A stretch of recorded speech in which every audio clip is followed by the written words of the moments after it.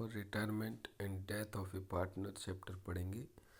इस चैप्टर में भी लगभग एडमिशन के जैसे ही ट्रीटमेंट है, लेकिन यहाँ नए पार्टनर आने की बजाय पुराना पार्टनर जाता है तो यहाँ बचे हुए पार्टनर्स को नॉर्मली गेन होता है। पुराने पार्टनर जो जा रहा है उसे उसके गुडविल का हिस्सा बचे हुए पार्टनर्स अपने गेनिंग रेशियो में सरेंडर करते हैं, उसके खाते में जुड़वाते हैं, अपने खाते से माइनस करवा के।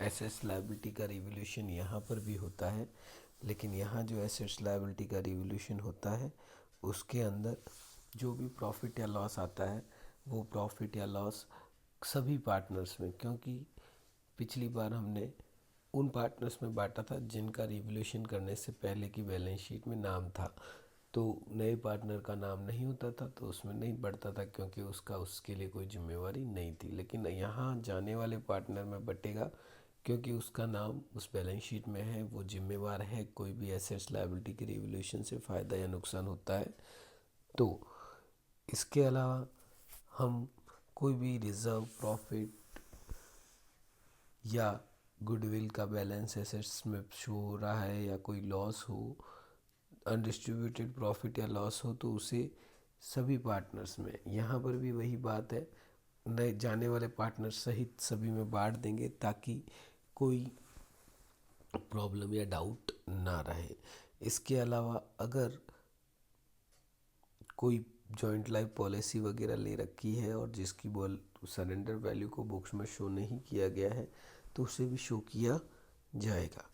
इसके अलावा जो उसका अमाउंट पेएबल होगा या तो उसे कैश में पे किया जाएगा अगर सवाल वाला कहता है तो, नहीं तो उसके लोन अकाउंट में ट्रांसफ़र कर दिया जाएगा। Amount payable to retiring partners representative उसके अकाउंट में ट्रांसफ़र कर दिया जाएगा। और बाद में एडजस्टमेंट ऑफ कैपिटल, ये सब चीज़ें अपन आगे आगे स्टेप बाय स्टेप पढ़ेंगे। अभी तो नए प्रॉफिट शेयरिंग रेशियो का कैलकुलेशन तो पुराने एडमिशन के वक्त हम माइनस करते थे क्योंकि बचे हुए पार्टनर, पुराने पार्टनर सेक्रीफाइस करते थे। अब यहाँ पर उनका रेशियो बढ़ेगा क्योंकि किसी एक पार्टनर के जाने से उसका हिस्सा बचे हुए पार्टनर्स को मिलेगा, तो यहाँ माइनस होने की बजाय उनका हिस्सा जो जा रहा है पार्टनर, उसका हिस्सा बचे हुए पार्टनर्स के शेयर में प्लस किया जाएगा, न कि माइनस किया जाएगा। तो यहाँ गेनिंग रेशियो निकलेगा। गेनिंग रेशियो निकालने के लिए नए शेयर में से पुराना शेयर माइनस करेंगे। जो पार्टनर जितना गेन करेगा उस हिसाब से, अपने उस गेनिंग रेशियो के हिसाब से जाने वाले पार्टनर को गुडविल में अपना हिस्सा सरेंडर करेगा। इसके अलावा गेनिंग रेशियो और सेक्रीफाइसिंग रेशियो में ये डिफरेंस जो 3-4 डिफरेंस दे रखे हैं, ये डिफरेंस नॉर्मली कई बार एग्ज़ाम में, बोर्ड एग्ज़ाम में, थ्योरी में आते हैं, तो ये भी लर्न करना ज़रूरी है। गेनिंग रेशियो और सेक्रीफाइसिंग रेशियो के डिफरेंस। सेक्रीफाइस रेशियो जो है वो पुराने पार्टनर्स जब किसी नए पार्टनर के फेवर में कुछ सेक्रीफाइस करते हैं तो उस सेक्रीफाइस करने के रेशियो को सेक्रीफाइसिंग रेशियो कहते हैं। गेनिंग रेशियो जाने वाले पार्टनर के हिस्से को जिस रेशियो में बचे हुए पार्टनर नए पुराने पार्टनर अपने हिस्से में मिलाते हैं उसका रेशियो गेनिंग रेशियो कहलाता है। एडमिशन के वक्त नॉर्मली सेक्रीफाइस निकलता है और गेनिंग के वक्त नॉर्मली रिटायरमेंट के वक्त या डेथ के वक्त गेनिंग रेशियो निकलता है। इसके अलावा गेनिंग रेशियो का फॉर्मूला है old share minus new. Sacrificing ratio का फॉर्मूला है old profit sharing ratio minus new profit sharing ratio. और आपके गेनिंग रेशियो का फॉर्मूला है new profit sharing ratio minus old profit sharing ratio.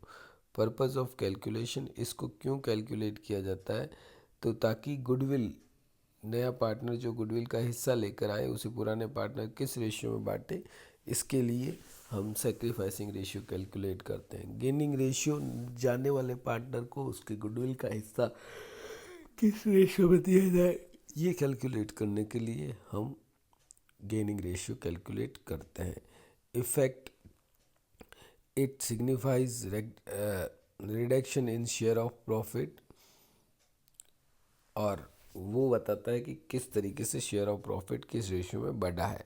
Goodwill के treatment करने के लिए और नए रेशियो निकालने के लिए फॉर्मूला और क्वेश्चंस इस प्रकार से होंगे। Right the existing book value of goodwill if any. Right of करना है, अगर एसेट साइड में पहले भी करते थे एडमिशन के वक्त भी, कि अगर कोई भी गुडविल की बुक वैल्यू जो है वो बुक्स में शो हो रही है तो उसे आपको राइट ऑफ करना है।